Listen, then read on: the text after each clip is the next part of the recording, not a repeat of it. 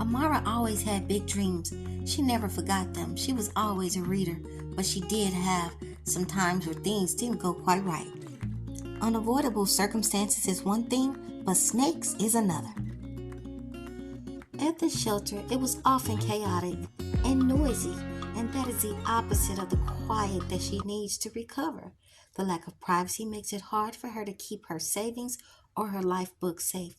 But she eventually, after 1 year, she made it out. One thing Amara never forgot when she came to was that she made a promise to her mother that she would make something good with her life and help others and build a foundation. Once Amara realized that the shelter life was taking a toll on her mental health, she took a leap of faith and decided to go ahead and branch out with all she had, and she started her own company. Sometimes here and there, but not often like at the shelter, she would have heavy deadlines to meet, and here we go, fainting again. Lucky for her, her colleagues knew exactly what to do. They reached for the smelling salts and a cold rag, and then Amara was back. Looking back, Amara had came a long way. The college campus by itself was 1 mile in each direction, and she walked from one end to the other all day. Getting that kind of exercise actually paid off. She got her degree like she promised herself and her mother. That was Amara's life for the time being. Work, school, school, and work. Never in a million years did she ever think she would meet someone like Jack. And at this time, Jack wasn't aware that she had a traumatic head injury, which can lead to conditions such as memory loss, and it resets periodically. High stress levels can exacerbate cognitive decline and make it significantly harder to retrieve information or form new memories. The injuries are often invisible, which means Amara might look fine outwardly while struggling with severe internal confusion. Amara had met Monroe as a waitress when she was working part time at the coffee shop. They bumped into each other at the library as well, and that's when they began talking and realized they had so much in common, like having a garden one day. Over the next few weeks to 6 months, they fell deeply in love, a bond unbreakable, or so they thought.